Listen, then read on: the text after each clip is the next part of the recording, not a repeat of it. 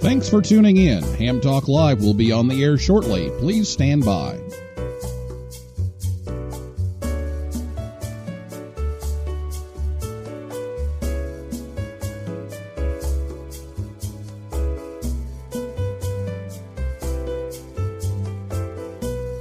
Thanks for tuning in. Ham Talk Live will be on the air shortly. Please stand by.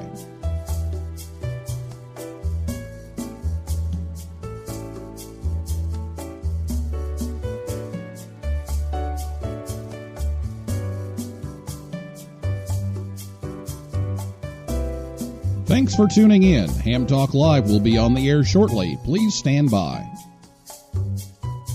This episode of Ham Talk Live is brought to you by Tower Electronics. For cables, connectors, and more, call 920-435-2973 or visit pl-259.com. And by the Ham Station. Get your new radio or antenna by calling 800-729-4373 or go to hamstation.com. It's Ham Radio.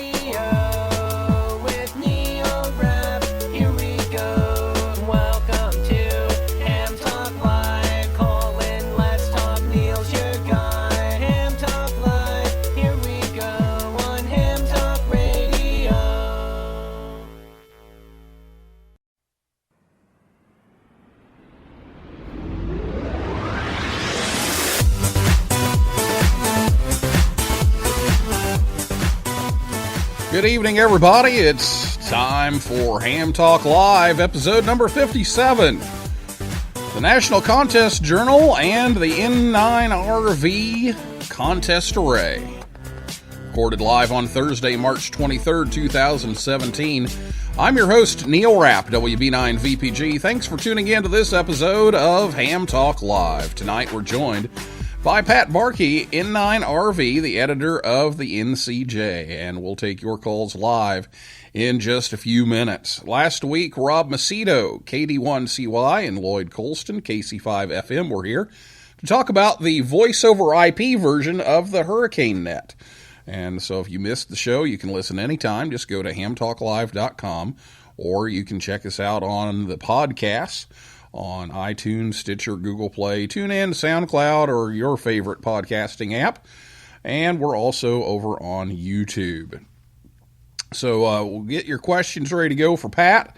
We'll talk to Pat for a while, and then I will let you know when it's time to call. And we'll take your phone calls live on the show at 812-NET-HAM1, 812-638-4261. Or you can call us on Skype. The username is HamTalkLive. You can also tweet us. We're live on Twitter, and our Twitter handle is @HamTalkLive. So turn the sound down on the game. Watch the game, and it's between games anyway here. So we just watched a close one, and hope you're enjoying that if you're into basketball like we are.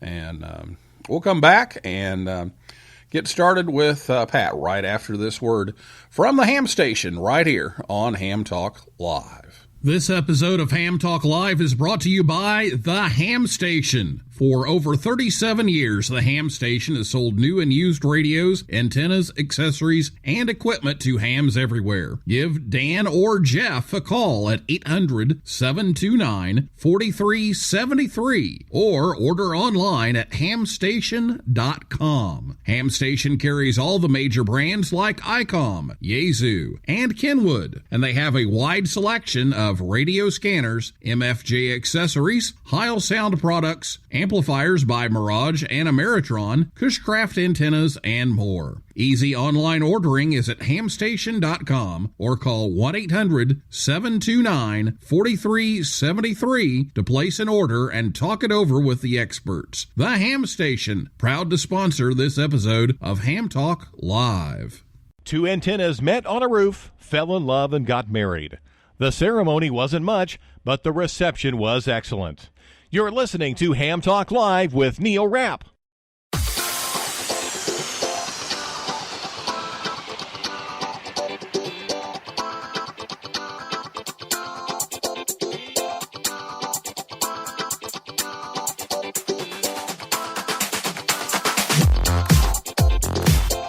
Welcome back to Ham Talk Live. The ham station has you covered for both new and used equipment.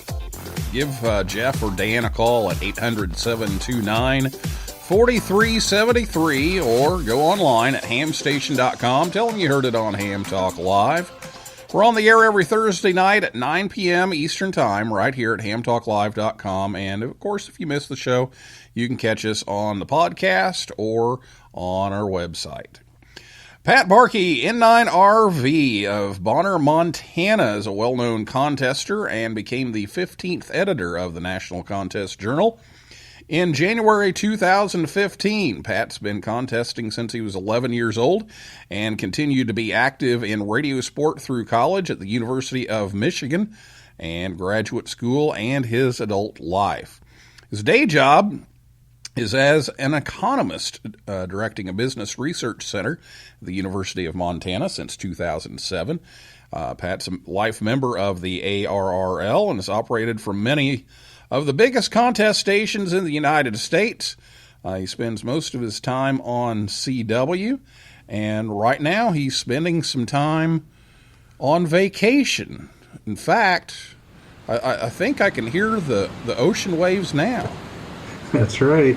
I think they're sounding pretty good. My spring break was last week, so I can't even imagine that. But anyway, former Bloomington, Indiana resident Pat is here. Welcome to Ham Talk Live. Thanks, Neil. Happy to be here. Yeah, so we were talking earlier about old times in Bloomington, and I kind of got here after you had left and everything, but it's good to have that hometown connection here on the show. Well, we want to talk a little bit about your antenna array, and in fact, posted some pictures on our Facebook and Twitter and Instagram feeds from his picture on QRZ.com. So you can also go to QRZ.com and look up N9RV. And he's got a picture of that array. It's pretty impressive. But first, we want to talk a little bit about the National Contest Journal that you are the editor of now. And I should mention that just a couple of weeks ago, I was interviewing a group of guys that are coming on the show here soon that have this song. And we've played the song on the show before, actually, but they played it for me again, and it's coming up on the show.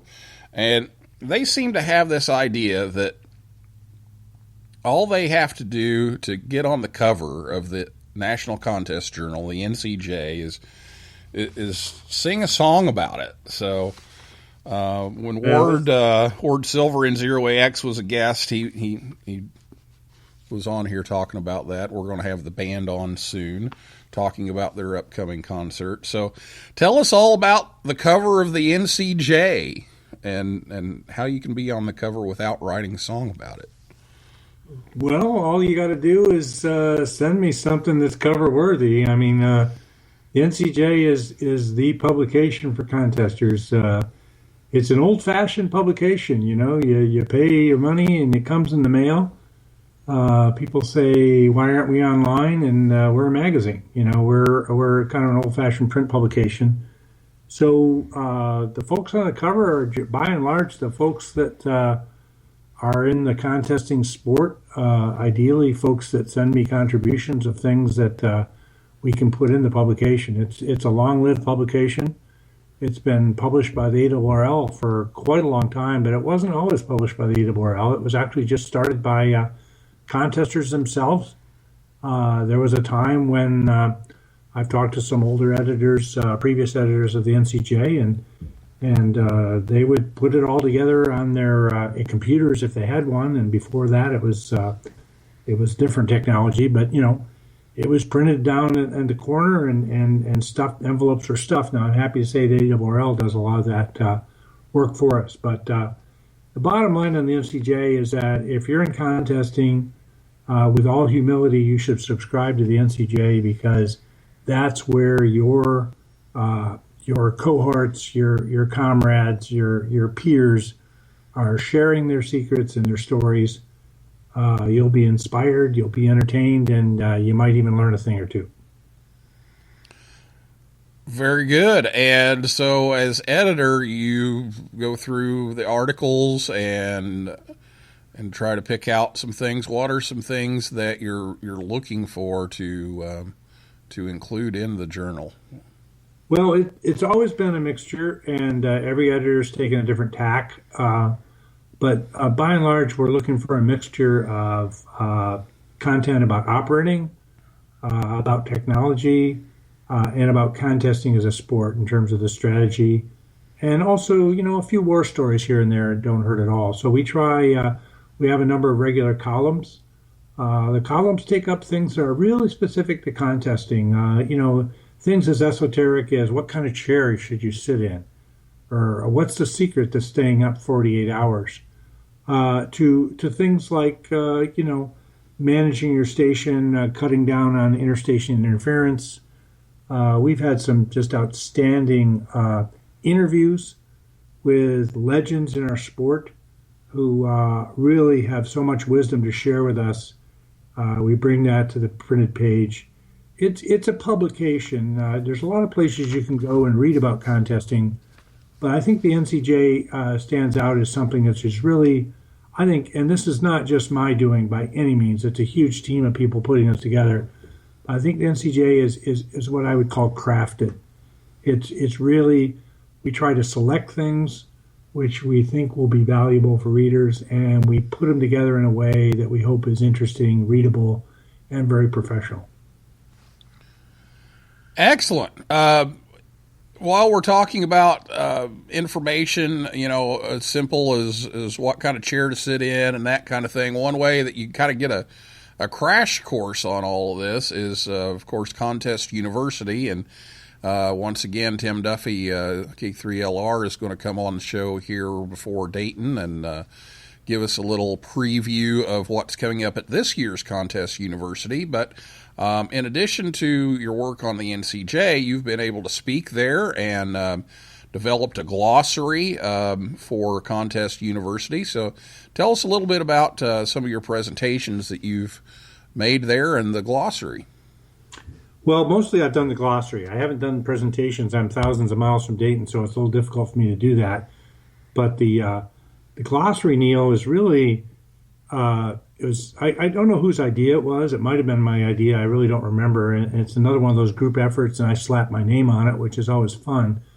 But it really reflects the fact that when people approach anything that is specialized, and ham radio contesting can be very specialized, there's a little bit of a barrier there in terms of understanding what people are talking about, just getting through the terminology. So that's the point of the glossary. So everything that veterans in HF operating especially, but contesting overall, everything that veterans would take for granted, everyone understands what a band opening is.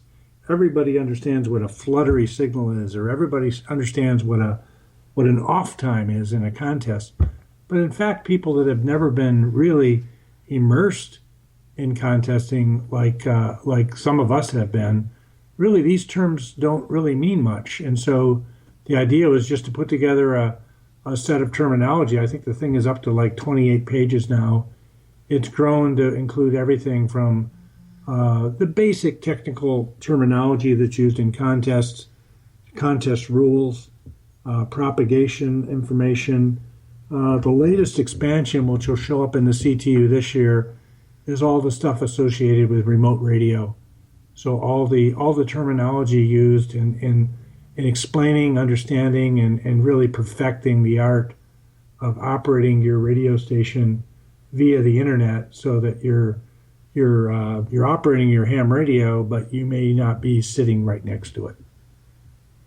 So, for instance, maybe a term that a lot of people wouldn't be familiar with otherwise is stacking. So exactly. you have something in there about stacking. Yeah, I mean that's part and parcel. I mean, everybody knows that ham radio is ham radio contesting is a competition, and part of that competition is putting together a signal that's going to beat everybody else out, or at least beat out most of the people. And gain antennas is part of that. Stacking antennas, which typically means vertical stacking, although horizontal stacking is also possible, is been part of the contest toolkit for going on 3 decades, perfected by W2PV, by the way, in the early 80s. Really pioneered and really pushed that into the mainstream in terms of, kind of the must-have weapons in the contesting arsenal. And, stacking is something that we know about, except for if we're new, we don't. So let's explain it. Very good. And speaking of stacking of antennas, you've got quite the array out there of antennas, and that picture, again, it's on our social media feeds and on Pat's QRZ.com page at N9RV. You can take a look at that, but tell us about that array and your station setup, and how do you get all those things up there at once and control them all?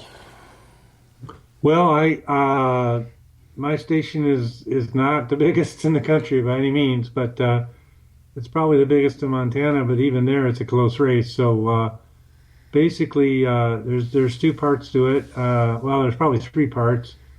One, which is increasingly challenging, I suspect for many of your audience, like everybody, is finding the real estate to do it. And from my point of view, that certainly has a lot of obstacles in terms of zoning and covenants and so forth. But the goal is, you don't need to solve the world of covenants and zoning. You just need to find one place you can put up your antennas. So if you commit to it, it can be done. I think I was pretty fortunate to have about 5.5 acres where I am in western Montana. The second is getting the equipment, getting the gear and so forth together. There's a nice tradition in ham radio, which I always liked, and having started in ham radio when I was pretty young and pretty much penniless. It's called scrounging. So most of my antennas, all of my antennas except one, are homebrew. All of my towers are secondhand. I bought them used. I took them down. I acquired stuff for a long, long time. The station I have in Montana is actually almost the same as the station I had back in Indiana. I spent 14 years in Muncie, Indiana, a little bit north of you there from Bloomington, Neil. And I had pretty much the same stuff. And I brought it out to Montana, and I ended up putting most of it all back up. So it really is I like DX contests. So it's a contest designed for DX. It's a station designed to be competitive in DX contests. So that involves stacked antennas, monobanders on rotary towers. I have 2 rotary towers. One has my antennas for 20 and 40, and the other has my 15 and 10 meter antennas. I have some other stuff as well, but that's what I like. I tell you, quite honestly, if you wanted to spend a couple hours on what makes me tick in terms of ham radio, and you probably don't, but I would say that the challenge of putting all that stuff up is what really floats my boat. I mean, I really like the planning and the implementing of contest station building. And quite honestly, when you get it all done, there's a part of me that's kind of bored. Operating a contest is fun, and I do a lot of it. But quite honestly, I wish, part of me wishes that I could buy the adjacent 10 acres and put up 2 or 3 more towers. Not that I need them, but it's fun to do. It's fun to plan it, plan to execute it, and then see how everything works.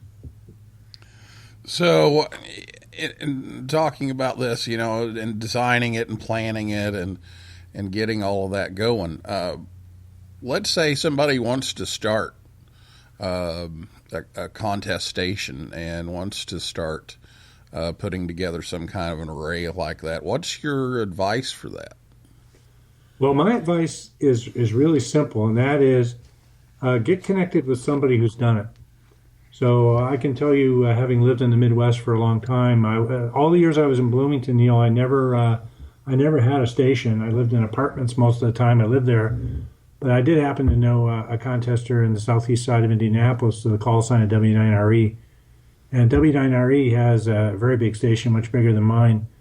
And I learned a lot from Mike. I've learned a lot from other people, both before and after Mike. But that would be the classic example. You see, first off, you see what's involved. And secondly, you learn some things about everything from, what you can and what you can't economize on. I mean, hams are cheap, as we all know. I'm cheap. You're probably cheap. I mean, if you're a ham, by definition, you're cheap. Yep. But there's certain things you don't want to be cheap on. Clearly, you don't want to be cheap on guy wire. You don't want to be cheap on the quality of your mechanical equipment and so forth. So that would be my advice. There's other approaches. I mean, there's the checkbook approach, and there's nothing wrong with that. It's whatever floats your boat, as you say. I mean, but like I say, my advice, if you were asking my advice, would be to learn what it's about. Visit, collaborate, and get to know someone who's got a big station so you can learn the lessons that they already know, and then you'll start out that much further ahead. And you'll also learn, for example, what kind of maintenance is involved. I once heard someone say, and I hear this quite a bit, someone said that, well, working DX isn't a challenge if you have monoband stacks. And my rejoinder to that is, you have no idea what the challenge of putting up monoband stacks is. And it is a challenge, not just putting them up, but keeping them up and all that sort of thing. So, it's not for everybody, but, that's one of my passions in NCJ, by the way, not to connect too much back to what we were talking about earlier, but if you're a station builder, and if you're even, dare I say, addicted to station building and addicted to station hardware, you're the kind of person that goes to Dayton and sort of blows all their money on buying stuff for your station, you'll get a lot of it out of NCJ. It's not as good, like I say, as getting to know station builders personally, but you're definitely talking to your own kind when you're in either environment. So walk us through, if you would, let's just pick one. We'll say that your 40 and 20 meter tower. Walk us through what you've got up there. Sure. Well, my station is I'm surrounded by 100-foot tall ponderosa pines. I have a rotating tower. It's made out of Roan 55. It's guyed 4 times. Its rotating system is by a company which is long since defunct. It's a company called Towercraft. I think they only made about 7 or 8 rotating systems, but I was lucky enough to be able to buy that from someone that was moving away, and I took it down. I got a good deal. So it's rotated by a prop pitch rotator at the bottom. It's got 4 guy rings, and so the whole tower turns. And on that tower, I have 4 Yagis. They're huge Yagis. 3 of them are 20-meter Yagis. They're OWA design. They're monoband Yagis. They're on 48-foot booms. OWA design is a design which K3LR was involved with. It gives you a really good performance across the entire band. So it's a 6-element Yagi. I have 3 of those. So the top one is 175 feet. The one's at 120 and the low one's at 55. And then at the 160-foot level, I have a 4-element OWA 40-meter Yagi. I just have one. I feel like a poker. I mean, K3LR has a 3-high stack of these things, so I'm just a little guy here, Neil. But that beast weighs about 350 pounds, and it's really a performer. So that's the 2040 system. The other towers, also a rotating tower, 140 feet, and it's got a bunch of 10 and 15-meter antennas on it. Pretty impressive to me. I'll say that. That's you may be not as big as K3LR, but compared to 1 or 2 that I've been able to have at a home or at school, that's pretty impressive. Well, we're going to take a break here, and we'll come back and we'll open up the phone lines to take your calls and take your tweets. Again, the number is 812-NET-HAM1, 812-638-4261. So we'll come back and take your calls with Pat, N9RV, right after this from Tower Electronics, right here on Ham Talk Live. This episode of Ham Talk Live is brought to you in part by Tower Electronics. Tower Electronics has been the Ham's Dime store since 1978. When you need connectors, mobile and handheld antennas, cables, or adapters, visit Scott or Jill at a Hamfest near you. Or you can order online at pl-259.com or call 920-435-2973. Stock up on those supplies like PL259 and N connectors, SMA adapters, audio cables, soldering supplies, mobile antennas, and ham sticks. Their silver-plated N connectors are even used on the International Space Station. Tower Electronics carries MFJ, Comet, Daiwa, OPEC, Workman, and Ham Pro products. And don't miss their 0% off sale going on now. Tower Electronics online at pl-259.com. Proud to sponsor this episode of Ham Talk Live. CQ, CQ, CQ. You're listening to Ham Talk Live with Neil Rapp.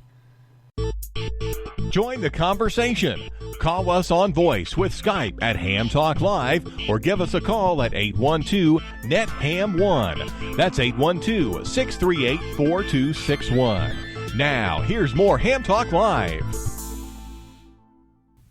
Thanks to Scott and Jill at Tower Electronics for sponsoring the show tonight to help bring you Ham Talk Live.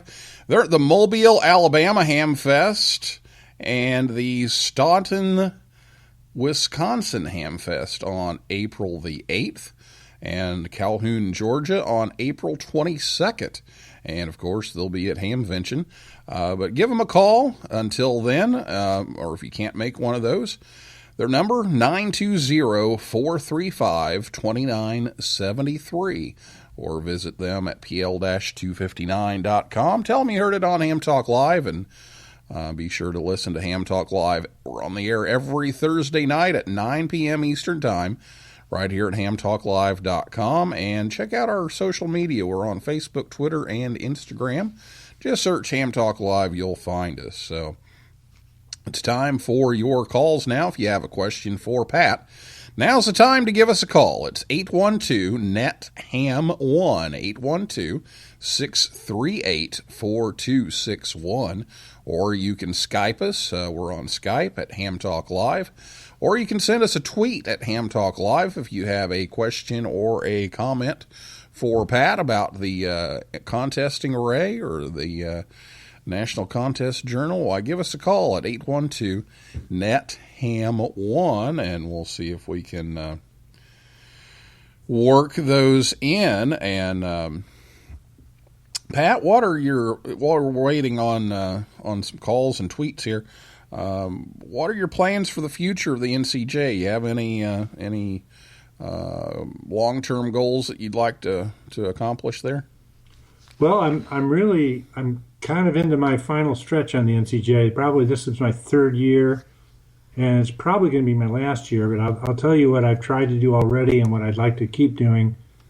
The first thing I'd like to do is, and I haven't succeeded in this yet, and that is to make the NCJ a little bit more international. If you get on, particularly on CW, you can't help but notice that the big nexus of ham radio activity on CW is now in Europe. I mean, the Europeans are super active. They got all their own contests. There's so many innovations coming out of Europe, the equipment, the amplifiers, the tricks, and just the skill there. I've had some luck getting some contributors there, but it's been, I've tried to have some interviews and some columns that really kind of expose the North American contesters more to what's going on there. Another thing I tried to do with NCJ, and I'm happy to say I have been able to do this, I mentioned it earlier, and that's bringing to the forefront some of the people who have really been the legends in our sport. The people who, if you were getting into contesting today, you might not have ever heard of them, or maybe you did come across them, but you don't really appreciate that there's some folks who are near the end of their contest careers who have done an enormous amount of innovation and mentoring to our sport. We just concluded an interview, for example, with Lou Gordon, K4VX, out of Hannibal, Missouri, who sadly just became a silent key. And Lou is a guy, just as one example, he's a guy who run a multi-op contest station, and the people who have graduated, if you will, from his station have gone on to be some of the best operators in the world. And it's just remarkable. And it was great to talk to him. So that was another thing with NCJ. A third thing is really, I'm a station builder, so that's my bias. So if you want to talk about putting a station together, I really pay attention. I want to learn every trick I can. And so I wanted to make sure that we brought more station builder tips. I mean, some things that will really help you think about and maybe even put into place, some plans to make your station better, because that's the thing that really attracts me about contesting. Contesting, if you will, it's an every time you run a contest, your hardware is evaluated, and your hardware is really the product of your own efforts. It's what you put up. So every one of us wants to get better. There's always things we could improve on, and that's one thing I really wanted to bring to NCJ, and that's sort of a work in progress.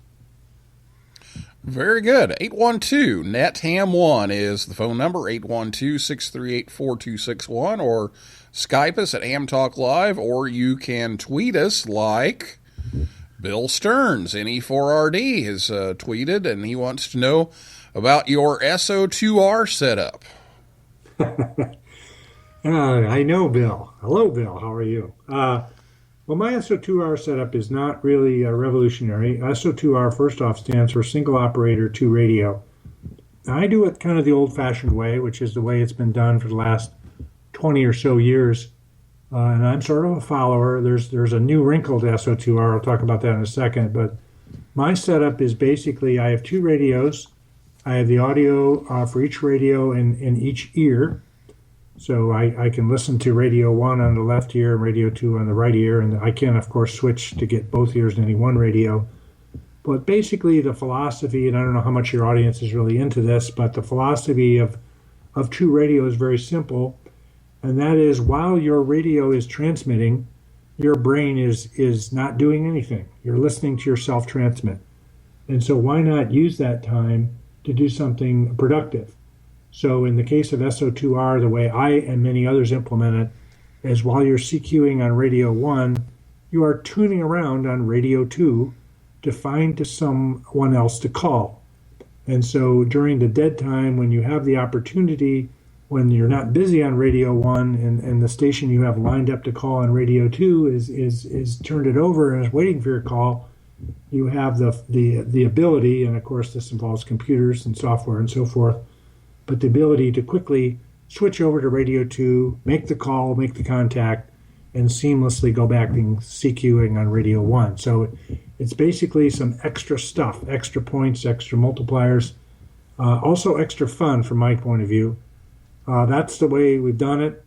It involves a lot of things involving how your station is set up so that you have the ability with a kilowatt or 1,500 watts to be able to, say, transmit on 20 and listen on 40 without the 20-meter station wiping out your 40-meter rig, etc.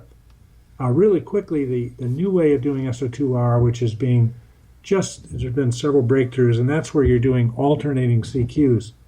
So you're CQing on radio 1 and radio 2 almost at the same time. You're not literally transmitting at the same time, but you're running a pileup on 2 bands at once.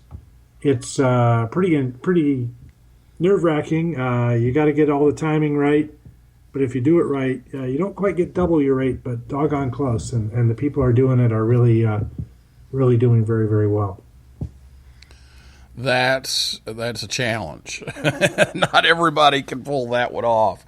And I hear more and more about it almost every day, that people are giving it a shot. And what are your best suggestions for trying to do that? Do you find matched radios help or anything like that seems to help the chaos of being on 2 at once? Well, there's really 3 things going on. The first is the hardware, and you mentioned part of that. Well, you don't have to have matched radios, but there's the hardware involved, there's the software involved, and then there's your brain, right? Yeah. Which for many of us is the limiting factor. So let me, without going into too much detail, I mean, the hardware involves stubs, filters, lots of things to help you be able to listen through your own transmitted signal. I'll gloss over that for the moment, and I would just give some very bottom line practical advice. If you want to do 2 radios in contest, my first piece of advice is to make sure you know how to do 1 radio first. It's not a tolerant mode. If you're not really smooth with 1 radio, if your brain is not idle, if you're working full time just getting 1 radio going, you're not ready for 2. Okay, that's my first piece of advice. My second piece of advice is also fairly simple, and that is it's called practicing. So a lot of times what involves with 2 radios is you have to have the ability to move your concentration from one radio to the other. So and that takes practice. So I know some of the people that pioneered this would simply sit in their radio station with two audio streams coming into both ears all the time, which is kind of chaotic if you think about it. I mean, who wants to have two people talking at once to you all the time? It seems like a lot of work trying to understand what one of them's saying. You want to turn the volume down on one of them so you can use all your concentration on the second. But the Master 2 radio involves being really comfortable with multiple things coming at you and having the ability, after practice for most of us, to selectively move your concentration from left to the right so that you get the information you need to get. So what about splitting the headphones in 1 radio in the left and 1 in the right? Yeah, that's there's so many boxes out there. Top 10 devices has got a box, and people can homebrew boxes, and they interface really well with software. And 1MM is a super popular free software package, very powerful, but there are many others.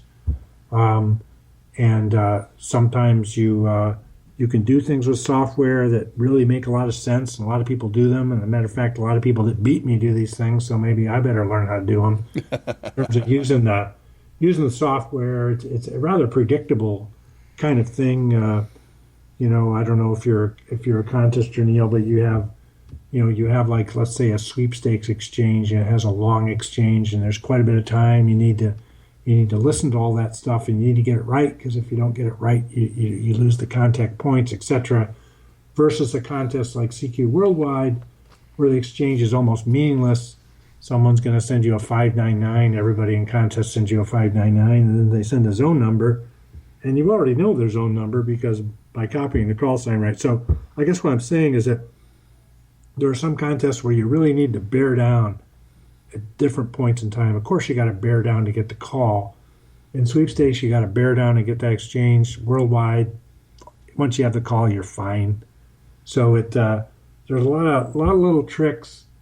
It takes some practice, but it really once you start doing it, it's hard to stop. I'll put it that way. And like I say, this horse has left the barn, 20 years ago. And like you say, the new one is this dual CQing thing, which is kind of cool. And that's kind of my project this summer, to learn how to do that. Sounds pretty good to me. 812-NET-HAM1 is the phone number if you have a question. We have just a few minutes remaining with Pat, N9RV, the editor of the National Contest Journal. And so feel free to chime in at 812-NET-HAM1 or on Twitter at HamTalkLive or by Skype. We're also at HamTalkLive there. I've done some contesting. That's something that I look forward to. I'm not the kind of person that will sit down for 24 hours straight and go, but I've really enjoyed it. I've enjoyed bringing it to the kids at school.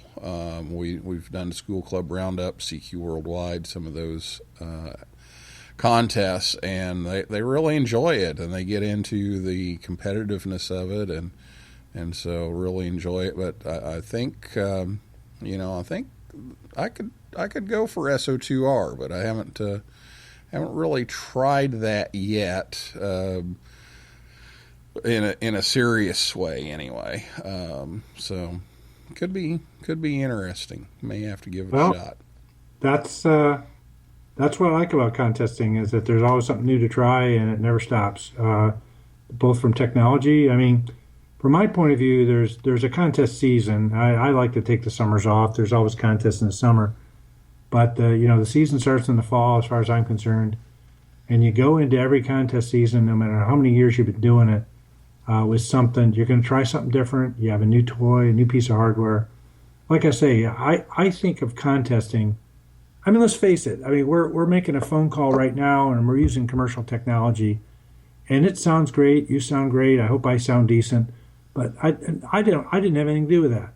But if I'm talking to you over the air, the strength of my signal is well, sure, it depends on the ionosphere, but it depends a lot on what I did. I put together my station. It's my electrons leaving my wire or my hunk of aluminum, etc.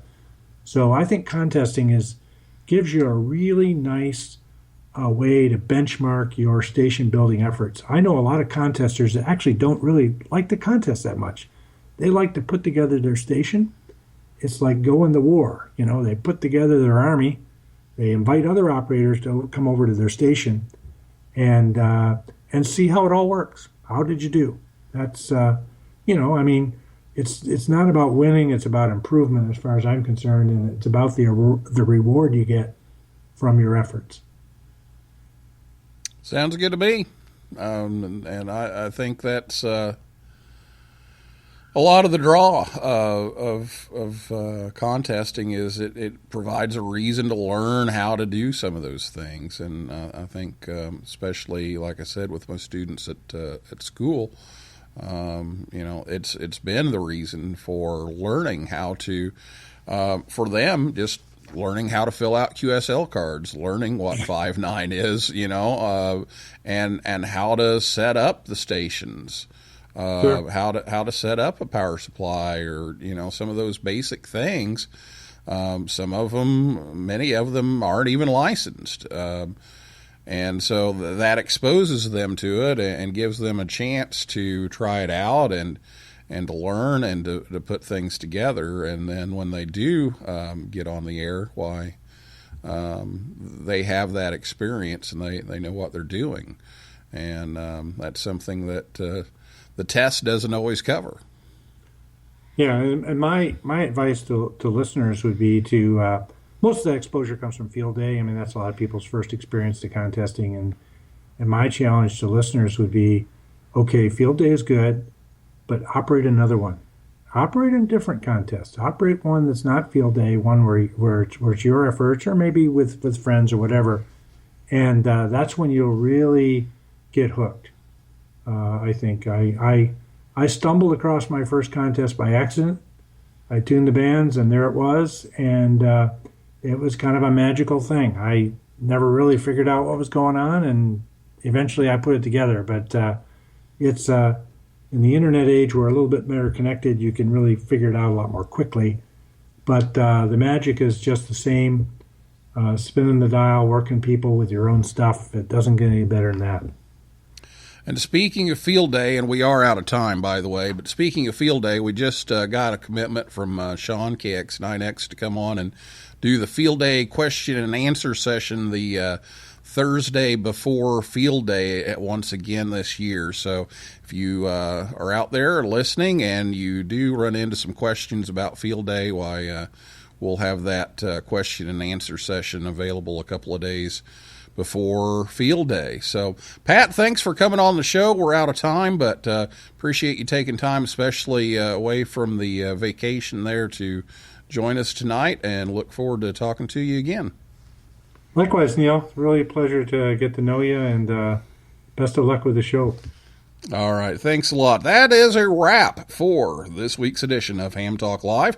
Thanks to Pat Barkey, N9RV, and everyone out there in cyberspace for listening, and Bill for tweeting in. And we invite you all back next Thursday night at 9 p.m. Eastern Time, when Don Wilbanks, AE5DW, our friend, will be here to talk about Ham Nation episode 300 coming up, and of course the 2017 Amateur Radio Newsline Bill Pasternak Young Ham of the Year Award nominations. For a list of all of our upcoming guests, visit HamTalkLive.com. So for now, this is Neil Rapp, WB9VPG, saying 7375, and may the good DX be yours.